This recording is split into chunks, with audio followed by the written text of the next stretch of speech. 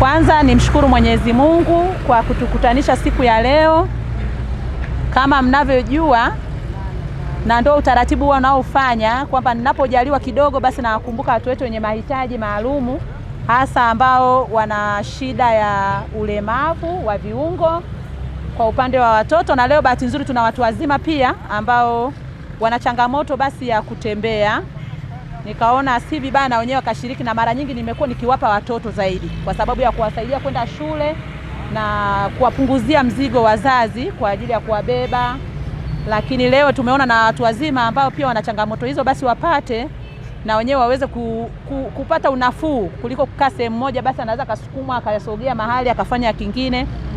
Lakini ni rai yangu ni kwamba niendelee kutoa wito kwa watu ambao wana uwezo waweze kuwakumbuka hili kundi maalum kabisa. Lakini pia wito wangu mkubwa ni kwamba hivi viti mkavitunze kwa maana ya kwamba vitumike kama matumizi kama vilivyotolewa, kwa sababu kuna wengine wakichukua hivi anaenda kupiga bei. Msivitoe, vitunzeni. Kama wewe umeona sasa havihitajiki tena, basi mpatie na mwingine ambaye ana uhitaji kama huu.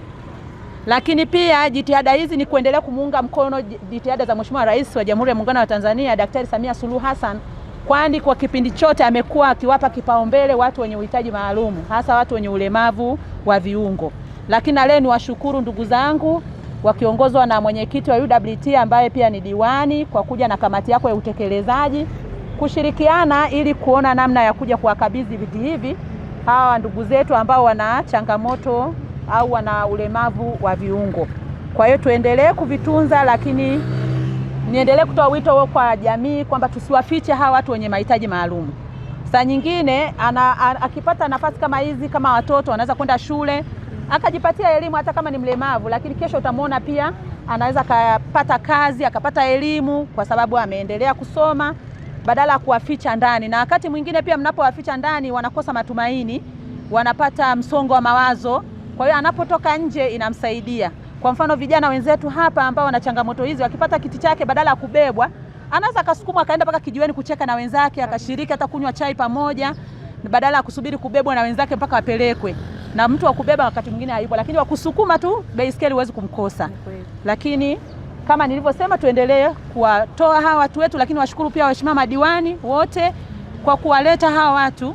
Na mimi nimekuwa nikiwatumia madiwani kwenye maeneo yao kwamba ninapohitaji watu kwenye changamoto kama hizi, basi tunawapata kupitia hawa madiwani, lakini na viongozi wa UWT ili tuweze kuendelea kuwahudumia. Na niseme tu kwamba hii sio mara yangu ya kwanza wala ya mwisho. Nitaendelea kufanya hivi kadri Mungu atakavyonijalia. Asanteni sana. Kama mwenyekiti wa UWT wa wilaya na diwani viti maalum, tunakushukuru sana sana sana Mheshimiwa Regina, naibu waziri. Mungu akulinde, akutunze kwa hili ulilolifanya, kwa sababu wanasema kutoa ni moyo, sio utajiri. Yaani umekuwa ni mtu wa kutushika muda wote Mheshimiwa Regina, hujawahi kutuacha, uko na sisi wakati wote. Mungu akubariki sana, kwa sababu yoyote yule anayekumbuka watu kama hawa, kwa Mungu njia yake ni nyeupe. Naibu waziri, kwa kweli sisi kama wakina mama wa mkoa wa Manyara, hususan Babati mjini, tunasema hatukufanya kosa kukuchagua. Kwa kweli hatukufanya kosa kabisa kukuchagua mheshimiwa, kwa sababu matunda yako tunayaona mama. Na tunaomba Mungu aendelee kukutunza, akupe afya njema, akubariki na aendelee kukupa mazuri zaidi. Tuendelee, watu wa Manyara tuendelee kufaidika kupitia wewe. Napenda kumpongeza mbunge wetu wa viti maalum mkoa wa Manyara Regina Ndege kwa tukumbuka wahitaji wetu katika halmashauri yetu ya mji kupata viti mwendo. Tunasema asante sana mheshimiwa, Mungu akubariki, akuongezee pale ulipopatoa, uendelee na juhudi hizi za kusaidia wananchi wetu. Mama asante kwa viti hizi, tumepata mwendo lakini hata kijiweni tunaweza kwenda. Mama tunashukuru sana, mpaka hapa tumepata mwendo. Na kushukuru Regina Ndege kwanza kwa kupata nafasi hiyo. Ubarikiwe kwa mambo yote, kwa Mama Samia kukupendelea mkoa wa Manyara. Ni shukrani kubwa mno. Pigeni makofi yote.